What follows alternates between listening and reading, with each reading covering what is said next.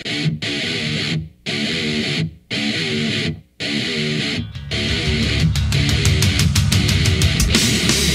ladies and gentlemen, welcome to what I cannot even believe I'm saying. It almost, I'm so happy about it. Like, whatever. Needless to say, welcome to episode 8 of Yours Now. My name is Kevin Boone, so we're sitting alongside me, my good companion, brother, James Billion. Hello, people. What's going on, Looking on the headlines and news here. That thing looks soaking wet.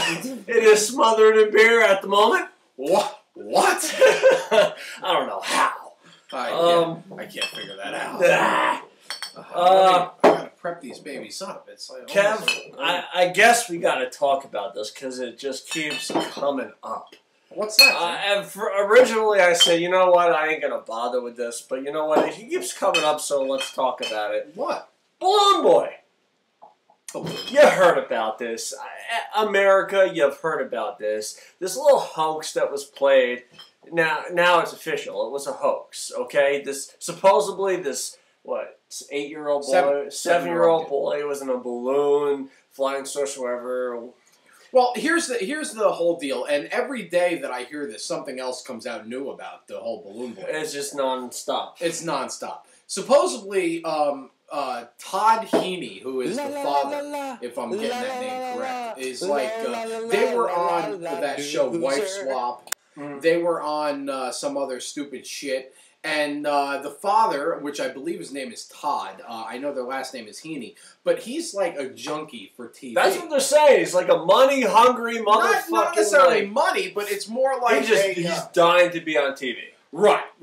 And now, from what I understand, rather than go through YouTube,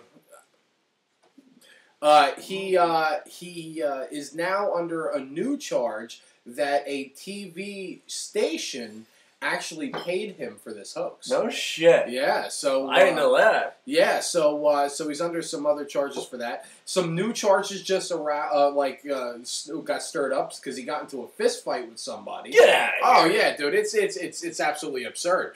I claim blasphemy upon everything that we hear, Jim. What I gotta say is, I mean, when it comes down to it, man, I mean, this guy, I've heard, the wife has got to get the kids away from this guy. From what I've heard, this guy is a fucking mental case. Well, I gotta say, I gotta interrupt you because, have you heard the 911 calls yet? I heard, the original one. Well, you heard how the wife was involved, right? No, I didn't hear how the wife was involved. Well, first of all, let's see. He called the FAA. He called some other fucking government organization. He did everything before calling 911. Okay? And I heard the audio tapes last week, and she was just as much of a part as he was. Really? Oh, she was on the 911 tapes crying and everything. Shit. Yeah, so she's just as fucking guilty, by all means. You know, it's not like he's the fucking wacko in this. She's just as fucked up. Listen, I'm no fucking saint by any means. I mean, I can't tell anybody how to raise their kid. You know, I mean, who knows if you're doing right, But, I mean, when you do something like this, you know what I mean? When you, just like, you make a big charade out of this whole thing, you bring your kids out in the spotlight. There's nothing good can come of it. You know what I mean? I hear you, Jim. It's distasteful. It's ugly. You know what I mean? It leaves a bad feeling in your stomach, deep down inside. You know what I mean? Whenever kids get involved, not to the Heaney family, though. Right, well, not to the Heaney family, but maybe they got a couple screws loose or something. A couple? Yeah. I think everything is loose. Maybe everything is all fucked up. So I'm calling out the car, Jim. I'm calling out the Yours Now car to the Heaney family. I think you are all a bunch of wacko, psycho nutcases. And, I don't know, hopefully bad things come of you and the rest of your life. But not the children, Jim, because they're innocent in this case. You know, hopefully, you know what I hope to see, Jim? I hope that, Diarrhea?